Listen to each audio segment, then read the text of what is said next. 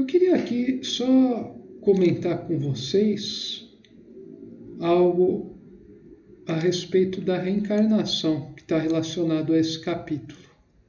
Então a gente tem, na reencarnação, ela possibilita a evolução das condições, né? Quando a gente nasce, a gente está numa condição mais ou menos fixa de vida, e a possibilidade de você ter outra na existência te coloca numa condição bem diferente, no qual você pode, às vezes, geralmente, né, não às vezes, mas quase sempre exercitar outras habilidades ou continuar a evolução de uma certa linha que precisa de outras condições também muito diferentes para ser desenvolvida. E eu acho importante aqui falar sobre essas duas coisas, né, sobre o ser primitivo e um ser consciente. Né? Leia-se primitivo, inclusive todos os tipos, tanto o tipo mais antigo, né, das cavernas, o medieval, e mesmo o homem moderno, né, que apesar de se julgar civilizado, sob uma ótica mais profunda, ele é primitivo. E ele é primitivo porque ele é conduzido por forças naturais. Mesmo que ele seja altamente intelectivo, ele tem uma capacidade de abstração ímpar, tenha desenvolvido tecnologias mirabolantes, o homem moderno ele é um ser bem primitivo, comparado ao que a sua voz, né, toda a obra de Ubaldi nos desfralda. O ser humano é para ser infinitamente mais do que ele é atualmente, né? E a nossa vida poderia ser infinitamente mais rica, mais significativa, mais plena, mais harmonizada, mais dinâmica, interiormente falando, do que atualmente é.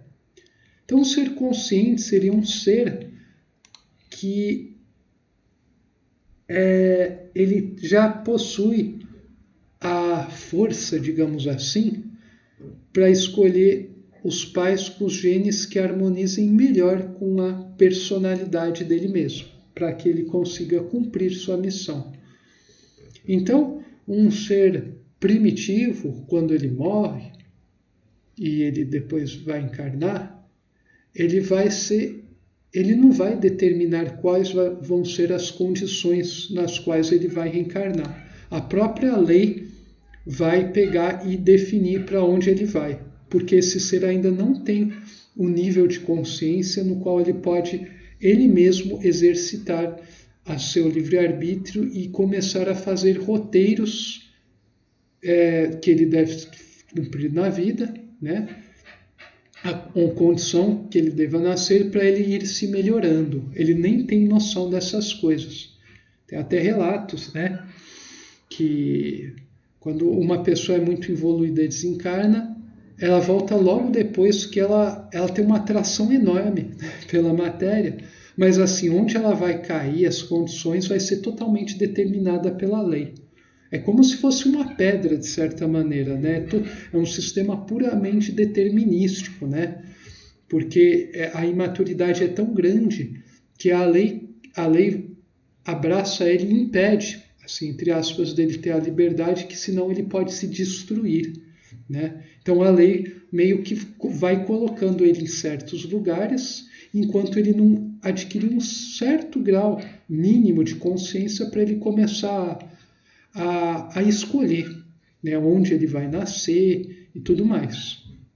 Então, onde, né, o ambiente e também os pais com os quais ele vai nascer, que diz respeito à constituição genética. Então, de certa maneira, o espírito tem uma influência na escolha, né? E até mesmo quando você reencarna, você pode... existe uma flexibilidade para escolher qual vai ser a combinação, né, dos genes que você vai apresentar.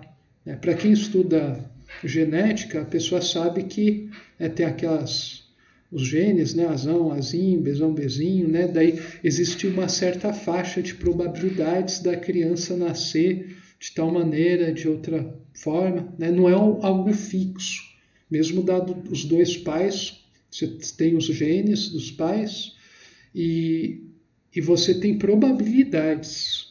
Você não tem coisas certas. Então, assim, sempre que a gente fala em probabilidade, na verdade é a ciência não sabendo determinar com exatidão o que vai ser. E ela fala que pode ser qualquer coisa. Mas, na verdade, uma inteligência vai determinar, né? A própria natureza do espírito que está encarnando vai determinar qual combinação vai ser feita, né? Isso aqui eu estou conjecturando isso, né? Que deva ser assim. Nada impede, porque a probabilidade, né, é a ciência da conchambração que a ciência encontrou para conseguir meio que lidar com o que ela não sabe descrever com precisão, né, com certeza, com segurança. Mas então você percebe que mesmo estando restrito, né, nas condições genéticas do meio, você tem uma faixa no qual você pode determinar coisas dentro dessa faixa. Quer dizer, você escolhe quais vão ser os pais, o ambiente, a qual vai ser a faixa a qual você vai estar sujeito, e no processo de reencarnação, eu acredito que o espírito vai estar manipulando com o seu psiquismo qual vai ser as combinações respeitando essas faixas que ele vai adquirir.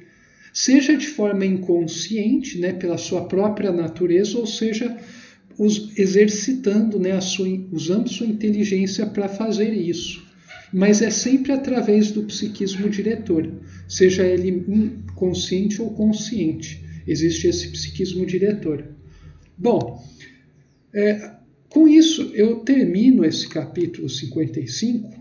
Eu falei muitas coisas que não estão diretamente relacionadas com o tópico dos movimentos vorticosos, mas ao mesmo tempo existem relações indiretas, porque eu acho que isso é mais interessante para as pessoas aqui e seria, né, a meu ver, uma das coisas mais interessantes, né, falar sobre essa questão da reencarnação, né, como você determina qual vida você vai ter, suas experiências, seus pais, os meios, até que medida você pode moldar, por que você não pode. Isso tem relação com esses movimentos vorticosos, mas não totalmente. Então, de novo, né, fica a dica aqui, pega o livro, né, leia o capítulo, leia com paciência, dedique um bom tempo, né, e perceba que os vocábulos têm que ser compreendidos de uma maneira diferente daquela que você está acostumado, né? A linguagem é substancial. Bom, no próximo vídeo a gente vai fazer alguns paralelos de tudo isso aqui com a química orgânica. A gente se vê lá.